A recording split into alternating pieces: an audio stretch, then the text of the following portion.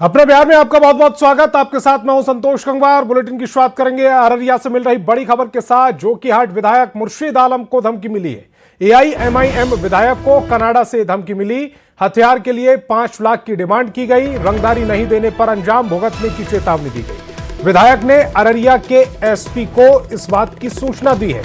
तो ये बड़ी खबर है। जोकीहाट विधायक मुर्शीद आलम को यह धमकी दी गई है। एआईएमआईएम विधायक हैं, कनाडा से धमकी मिलने की बात आ रही है। हथियार के लिए 5 लाख की डिमांड की गई है। रंगदारी नहीं देने पर अंजाम भुगतने की चेतावनी दी गई। विधायक ने अररिया के एसपी को इस बात की सूचना दे दी गई।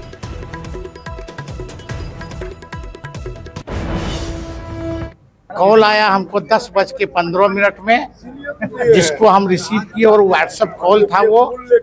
उस कॉल में हमसे ये कहा गया कि हम कनाडा से बोल रहे हैं और हमारा वहाँ पर आदमी है जो 5 लाख रुपए आप दीजिए और नहीं देने पर आपको बुरा अंजाम भुगतना पड़ेगा। देखिए, नीतीश बाबू की सरकार है, धमकी देने वाले बक्से नहीं जाएंगे। और अभी पता चला है, हमारे यहाँ के विधायक ने कहा है कि हमें थ्रेटनिंग मिला है कनाडा से। तो एसपी साहब जांच रहे हैं, जांच उपरांत उसकी कार्रवाई होगी उस पर। बाढ़ से बड़ी खबर मिल रही है। 4 लेन पर कई राउंड फायरिंग हुई है। 4 बदमाशों ने ताबड़तोड़ फायरिंग की। 2 बाइक पर सवार बदमाशों ने गोली चलाई। मौके पर पुलिस की टीम पहुंची। अथमल गोला के फुलेलपुर का यह पूरा मामला है। बाढ़ से बड़ी खबर आप तक पहुंचा रहे हैं। 4 लेन पर कई राउंड फायरिंग की गई। 4 बदमाशों ने ताबड़तोड़ फायरिंग की है। 2 बाइक पर सवार बदमाशों ने गोली चलाई है। मौके पर पुलिस की टीम पहुंच गई है। अथमल गोला के फुलेलपुर का यह पूरा मामला बताया जा रहा है। बाढ़ से इस वक्त की बड़ी खबर आपकी टेलीविजन स्क्रीन पर। 4 लेन पर कई राउंड फायरिंग। 4 बदमाशों ने ताबड़तोड़ फायरिंग की। 2 बाइक पर सवार थे बदमाश। मौके पर पुलिस की टीम पहुंच गई है। अथमल गोला के फुलेलपुर का यह पूरा मामला है। बड़ी खबर वैशाली से, जहां के एक युवक की दुबई में मौत हो गई, जिसके बाद से परिजनों में कोहराम मचा हुआ है और परिजन शव को वापस लेने की मांग सरकार से कर रहे हैं। दरअसल वैशाली प्रखंड क्षेत्र के महमदपुर पंचायत के खजवता गांव के रहने वाले 6 दिसंबर को अबू धाबी गया था, लेकिन 26 फरवरी को घर वालों को फोन पर जानकारी मिली कि अर्जुन के ऊपर ट्रेन का प्लेट टूटकर गिर गया, जिसके कारण वो कोमा में चला गया। इसके एक दिन बाद ही खबर आई कि अर्जुन की मौत हो गई, जिसके बाद से ही परिवार में मातम है। प्लेट गिर गेल। कथी के प्लेट था वो? कथी का प्लेट? काम होखले ना प्लेट से। बहुत भारी वजन था वो। हाँ, भारी वजन। तो सूचना आप लोगों को कब मिला कि ऐसी घटना घट गई? गिरल ऊपर गिरल, वहाँ से अति फोन कैलक। 24 तारीख को बात हुआ नाइट में। 24 क्या फरवरी? 24 फरवरी को हाँ। बात हुआ नाइट में। बात करने मतलब मैं भी दिल्ली रहता हूँ।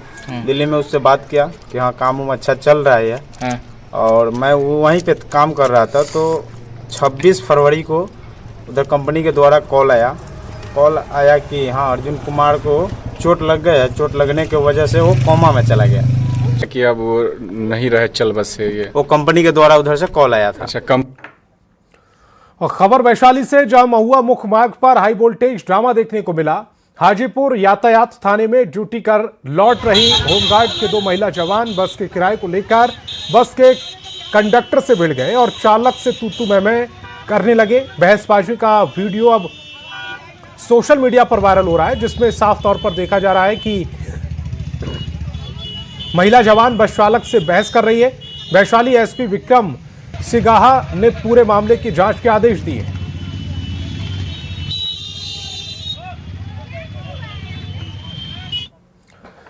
और मुजफ्फरपुर के तुर्की थाना क्षेत्र के छाजन गांव में ससुराल आए एक व्यक्ति की संदिग्ध स्थिति में मौत हो गई। मृतक का शव गांव में ही नहर के किनारे एक पेड़ के फंदे से लटका मिला। सुबह ग्रामीणों ने जब पेड़ से लटकी लाश देखी तो पुलिस को इसकी जानकारी दी। मृतक का नाम मोती सैनी है। घटना के बाद से पूरे इलाके में तनाव का माहौल है। परिजनों ने इसे गहरी साजिश का हिस्सा बताया। सहनी कोलकाता में काम करते थे। होली के 2 दिन पहले सम्मत के दिन यहाँ आए थे और बीते रात्रि ही पता चला कि बगल में 100 मीटर दूरी पर एक पेड़ से फांसी लगा करके अपने सुसाइड कर लिया गया है। इसमें स्पेशल टीम भी पहुंच गई। प्रथम दृष्टया आत्महत्या का मामला प्रतीत होती है। और दरभंगा साइबर थाना की पुलिस ने आपत्तिजनक फोटो और वीडियो सोशल मीडिया पर वायरल करने के मामले में 2 युवकों को गंभीर गिरफ्तार कर न्यायिक हिरासत में भेज दिया है। दोनों की गिरफ्तारी उनकी पत्नियों के आवेदन के आधार पर की गई। गिरफ्तार आरोपियों में एक मनीगाछी थाना क्षेत्र का निवासी है, जबकि दूसरा सकतपुर थाना क्षेत्र का रहने वाला बताया जा रहा है। दोनों आरोपियों की पत्नियों ने एक दूसरे के खिलाफ आपत्तिजनक फोटो और वीडियो सोशल मीडिया पर प्रसारित करने को लेकर मामला दर्ज कराया था। जांच में सामने आया कि मनीगाछी का युवक राम सुजीत शर्मा ने एक अविवाहित युवती से फोन पर बातचीत के दौरान उसका आपत्तिजनक फोटो वीडियो बना लिया था। बाद में वह युवती को ब्लैकमेल कर परेशान करने लगा और शादी नहीं करने की धमकी देने लगा। नवंबर 2025 में युवती की शादी होने के बाद आरोपी ने उसके आपत्तिजनक फोटो और वीडियो वायरल कर दिए। इसकी जानकारी जब युवती के पति कमलेश महतो को हुई तो उसने भी बदले की भावना से आरोपी युवक राम सुजीत शर्मा की पत्नी के फोटो पर आपत्तिजनक शब्द लिखकर सोशल मीडिया पर प्रसारित करने लगा। इसके बाद दोनों आरोपियों की पत्नियां अलग अलग साइबर थाना पहुंची और एक दूसरे के पति के खिलाफ मामला दर्ज कराया। क्या हुआ? इंस्टाग्राम पे वायरल किया गया था वीडियो। हाँ? इंस्टाग्राम पे वायरल कर गया था वीडियो, वायरल किया था। क्या वायरल किया था? अश्लील वीडियो। किसका? मेरा वाइफ का। तो आप यहाँ पर क्या करने के लिए आए हैं? सर कंप्लेन लिखा। उसके बाद शादी होने के बाद वो लड़का फोटो वीडियो जो इसका अश्लील बनाया था वो वायरल कर दिया। बस यही मामला है। तो वो भी तो लड़का यही कह रहा है कि वायरल हो गया है। उसके पास प्रूफ होगा ना, प्रूफ दिखाएगा ना पहले कौन किया है, किसके पास अश्लील वीडियो है, किसके पास कौन वीडियो है। का एक लड़का है जिसका नाम राम सुजीत शर्मा है, जो पिता का नाम लोटन शर्मा, साकिन लहटा, थाना मनीगाछी, जिला दरभंगा का रहने वाला है। उसके द्वारा उसका काफ़ी अश्लील फोटो फेसबुक और अन्य सोशल मीडिया के माध्यम से वायरल किया गया है। तो जैसे ही आवेदन प्राप्त हुआ उस पर FIR दर्ज किया गया और जो अभियुक्त व्यक्ति था राम सुजीत शर्मा की गिरफ्तारी की गई। उसका जो पति है कमलेश महतो है, वो इसका फोटो भी वायरल किया गया है। समझे, मतलब ये समझिए कि दोनों महिलाओं का, उसके दोनों पतियों के द्वारा एक दूसरे का फोटो जो है वायरल किया गया है, जो कि मामला काफ़ी संगीन था। तो इस वजह से दूसरे मामले में भी FIR दर्ज किया गया है कमलेश महतो के विरुद्ध और दोनों अभियुक्तों की गिरफ्तारी की गई है। और जहानाबाद पुलिस को एक बड़ी सफलता हाथ लगी है, जहां पुलिस ने SP लोहान के नेतृत्व में विशेष अभियान चलाया और लंबे समय से फरार चल रहे 25,000 के इनामी दुष्कर्म के आरोपी को गिरफ्तार कर लिया। विशेष टीम ने गुप्त सूचना के आधार पर बेलागंज थाना क्षेत्र में छापेमारी कर ये गिरफ्तारी की। थाना के अंदर जो केस नंबर 39/17 जो कि लगभग 9 साल पुराना केस था, उसके अंदर एक अभियुक्त की गिरफ्तारी की गई है। ये अभियुक्त के ऊपर 25,000 रुपये का जो इनाम है वो भी घोषित था। इनकी गिरफ्तारी बेलागंज गया से हुई है। जो गिरफ्तार अभियुक्त हैं उनका नाम है शिवदहीन ठाकुर, उम्र लगभग 40 वर्ष। बड़ी खबर पटना सिटी से, जहां उत्पाद एवं मद्य निषेध की टीम ने 2 जगहों पर छापेमारी की। फुलवारी शरीफ और ब्योर थाना क्षेत्र इलाके में छापेमारी कर लगभग 300 लीटर विदेशी शराब बरामद की। हालांकि छापेमारी की भनक मिलते ही अवैध शराब तस्कर मौके से फरार होने में सफल रहे हैं, लेकिन जो जब्ती की गई है उसकी तस्वीरें फिलहाल आपकी टेलीविजन स्क्रीन पर। भारी मात्रा में ये शराब 300 लीटर इसकी तादाद बताई जा रही है। द्वारा 2 बड़ी कार्रवाई की गई है। दोनों कार्रवाई नरेंद्र जी के नेतृत्व में की गई है। एक एम्स कोलंबर के पास टाटा टियागो गाड़ी से विदेशी शराब जब्त किया गया है, जो लगभग 144 लीटर है, और दूसरा जनक द्वार हिंद नगर सिपारा के पास से विदेशी शराब जब्त किया गया है, जो लगभग 156 लीटर है। दोनों अभियोग को अगर मिला दें तो कुल 300 लीटर शराब की बरामदगी की गई है।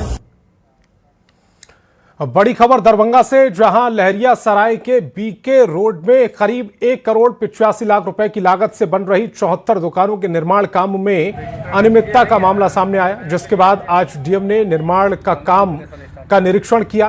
काम में लापरवाही और गड़बड़ी को लेकर DM भड़क गए। संवेदक और निगम कर्मी पर ऑन कैमरा कहा कि FIR दर्ज कर सबको जेल भेज दिया जाएगा। दरअसल न्यूज 18 ने इस खबर को प्रमुखता से दिखाया। वहीं उप मेयर ने धक्का देकर दीवार को गिरा दिया था। निर्माण की गुणवत्ता पर सवाल उठने के बाद मामला तूल पकड़ता जा रहा है। कुछ गुणवत्ता की शिकायत थी तो संवेदक को कड़ी चेतावनी दी गई है। जो कमी था उसको सभी जो खराब बनाया था उसको तोड़ के फिर से नया बनाया गया है और आगे जेई को और नगर निगम को सख्त हिदायत दी गई है यहाँ पे गुणवत्ता से कोई कॉम्प्रोमाइज ना करें।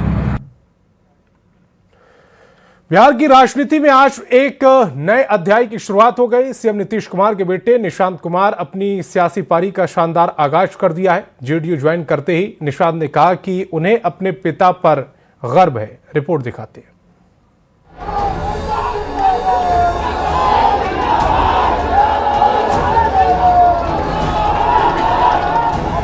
बिहार की सियासत को जिस घड़ी का इंतजार था वो घड़ी आ गई। बिहार की राजनीति में एक नए अध्याय की शुरुआत हो गई। नीतीश कुमार के बेटे निशांत कुमार ने शानदार सियासी आगाज कर दिया है।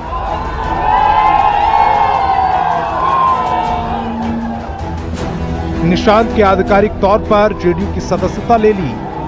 ये तस्वीरें हैं जेडीयू दफ्तर की, जहां निशांत का भव्य स्वागत किया जा रहा है। जेडीयू के राष्ट्रीय कार्यकारी अध्यक्ष संजय झा ने निशांत को सदस्यता दिलाई। ललन सिंह ने निशांत को पार्टी का गमछा पहनाया। बिहार की राजनीति के इस ऐतिहासिक पल के भारी संख्या में जेडीयू के कार्यकर्ता भी गवाह बने।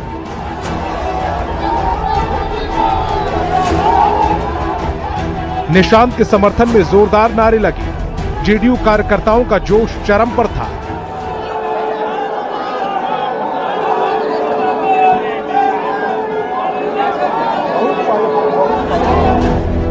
जेडीयू में शामिल होने के बाद निशांत कुमार ने कुछ बड़ी बातें भी कही। उन्होंने कहा कि वे पिताजी के मार्गदर्शन में काम करेंगे। निशांत ने इस खास मौके पर सभी कार्यकर्ताओं और नेताओं का आभार जताया। निशांत कुमार ने नीतीश कुमार के राज्यसभा जाने के फैसले पर कहा कि राज्यसभा का फैसला उनका निजी फैसला है और वे उस फैसले का स्वागत करते हैं। यहाँ पर मौजूद आप सभी लोगों का अभिनंदन करता हूँ। आप सब अपना कीमती समय निकालकर यहाँ पर आए। मैं आपका स्वागत करता हूँ, नमन करता हूँ, आभार व्यक्त करता हूँ। मेरे पिताजी ने राज्यसभा जाने का निर्णय लिया है, ये उनका निजी फैसला है। मैं उसे स्वीकार करता हूँ, आदर करता हूँ। जेडीयू की सदस्यता लेने के दौरान निशांत की सादगी के सभी कायल दिखे। निशांत कुमार कुर्ता पजामा और हवाई चप्पल पहनकर जेडीयू ऑफिस पहुंचे। उनकी सादगी बिहार की सियासत में बड़ा संदेश दे रही थी। निशांत का सक्रिय राजनीति में आना बिहार की सियासत में नया मोड़ है। सीएम नीतीश अब राज्यसभा जा रहे हैं और जेडीयू में निशांत युग की शुरुआत हो चुकी है। न्यूज 18 के लिए पटना से आनंद अमृतराज के साथ विनीता मिश्रा की रिपोर्ट। और जेडीयू की सदस्यता ग्रहण करने के बाद निशांत मुख्यमंत्री आवास और कार्यालय पहुंचे और अपने पिता मुख्यमंत्री नीतीश कुमार से आशीर्वाद लिया। इसके बाद उन्होंने कार्यालय के कर्मचारियों और सुरक्षा कर्मियों के साथ भी मिठाई बांटकर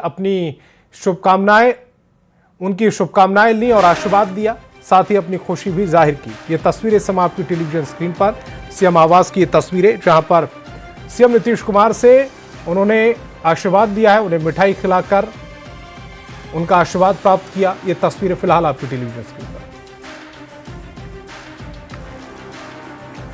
और केंद्रीय मंत्री जीतन राम मांझी ने नीतीश कुमार के राज्यसभा जाने के फैसले पर कहा, यह नीतीश कुमार का अपना फैसला है। नीतीश कुमार राज्यसभा में कभी नहीं गए थे, इसीलिए उन्होंने फैसला लिया।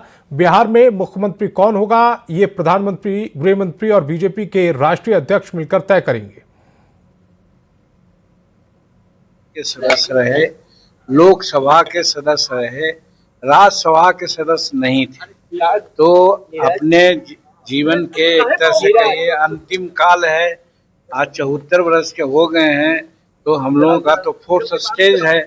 तो इस स्टेज में राज्यसभा जाने के लिए वो उत्सुक थे और उनकी बातों को भाजपा के लोग, एनडीए के लोग समर्थन दिया। हमारे प्रधानमंत्री जी नरेंद्र मोदी जी और अमित कुमार शाह जी ये सब बैठ करके लेंगे। हमारे नितिन नवीन जी बिहार से गए हैं, वो राष्ट्रीय अध्यक्ष हैं भाजपा के, ये सब मिल करके बिहार का अगला मुख्यमंत्री कौन होगा वो लोग।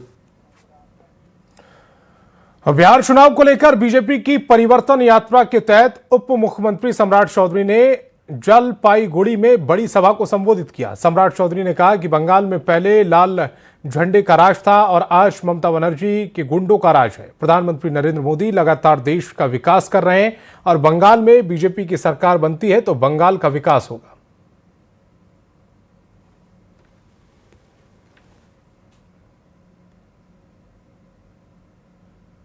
टीएमसी का गुंडागर्दी है ना, और उसके पहले लाल झंडे वाले की बदमाशी होती थी। उसी तरह बिहार में भी राष्ट्रीय जनता दल का लंबे समय तक गुंडागर्दी चलता रहा साथियों, लेकिन सरदार अटल बिहारी वाजपेयी और नरेंद्र मोदी के नेतृत्व में बिहार आज सुशासन की ओर जा रहा है। बिहार एक व्यवस्थित राज्य बन रहा है और मैं बिहार के तरफ से आज आपके बीच में आया।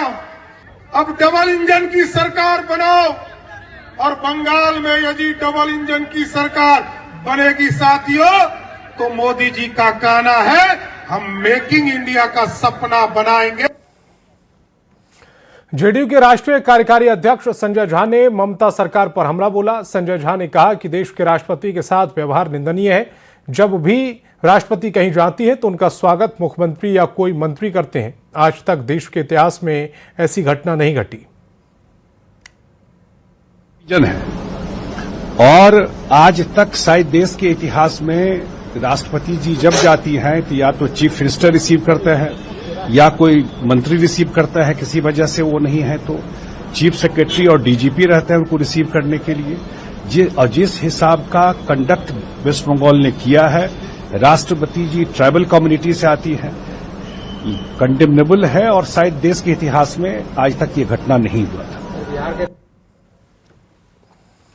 राष्ट्रपति का बंगाल में हुए अपमान पर संजय जायसवाल ने बयान दिया। उन्होंने कहा कि ममता बनर्जी सामंती प्रवृत्ति की हैं और उन्हें यह बर्दाश्त नहीं हो रहा कि एक आदिवासी समाज की शिक्षिका महिला देश की राष्ट्रपति बन गई है, इसीलिए इस तरह का अपमान किया गया। मुहिम राष्ट्रपति महोदया को ममता बनर्जी सिर्फ इसलिए अपमानित कर रही हैं क्योंकि वह आदिवासी समाज से आती हैं। ममता बनर्जी को यह बर्दाश्त नहीं है कि एक आदिवासी समाज की महिला इस देश की महामहिम राष्ट्रपति कैसे बन गई है और जो उनकी घटिया मानसिकता है उसका यह परिचायक है कि महामहिम राष्ट्रपति महोदया को बारे में इस तरह से अनर्गल बयानबाजी करना, उनके प्रोटोकॉल में उपस्थित नहीं रहना। आज अंतर्राष्ट्रीय महिला दिवस है। इस मौके पर बीजेपी के प्रदेश कार्यालय में एक कार्यक्रम का आयोजन किया गया जहां कई महिलाओं को सम्मानित किया गया। कार्यक्रम में बीजेपी के प्रदेश अध्यक्ष संजय सरावगी, डिप्टी सीएम विजय कुमार सिन्हा, मंत्री रमा निषाद और पूर्व डिप्टी सीएम रेणु देवी मौजूद रहीं। वहीं संजय सरावगी ने कहा कि अगर निशांत राजनीति में आए हैं तो ये स्वागत योग्य कदम है। साथ ही उन्होंने इशारों में ये भी कहा कि 16 मार्च के बाद बिहार में नया मुख्यमंत्री देखने को मिल सकता है।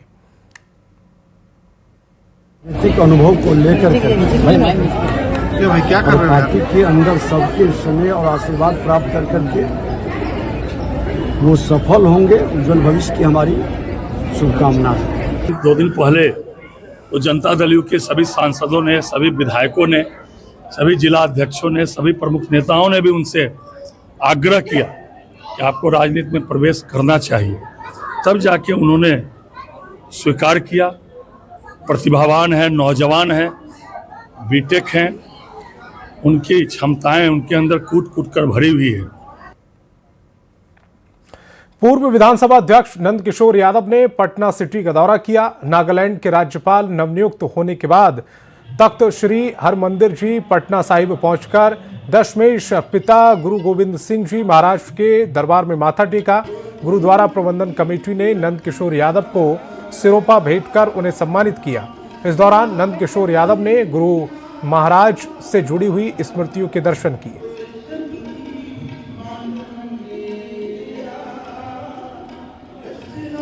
यूपीएससी की परीक्षा में कैमूर के नूर आलम ने 625वां रैंक हासिल किया, जिसके बाद गांव पहुंचने पर नूर आलम का जोरदार स्वागत किया गया। रेलवे स्टेशन पर ग्रामीणों और शुभचिंतकों ने नूर आलम का गाजे बाजे के साथ स्वागत किया।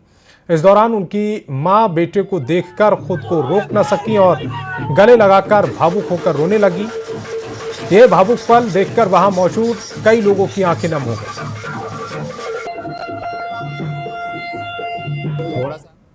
मेरे लिए क्योंकि बहुत कठिन मतलब बहुत सालों का परिश्रम था। समाज के सभी लोगों का हमेशा सहयोग रहा। हमेशा सभी लोग जब भी मिले सभी लोगों ने हमेशा मोटिवेट किया कि आपको करना है, आप अच्छे से मेहनत करिए। और ये एक मतलब मिसाल के रूप में हम करना चाहते थे ताकि समाज में और लोग भी इसके तरफ प्रेरित हो और आगे बढ़े। और वक्त एक छोटे से ब्रेक का।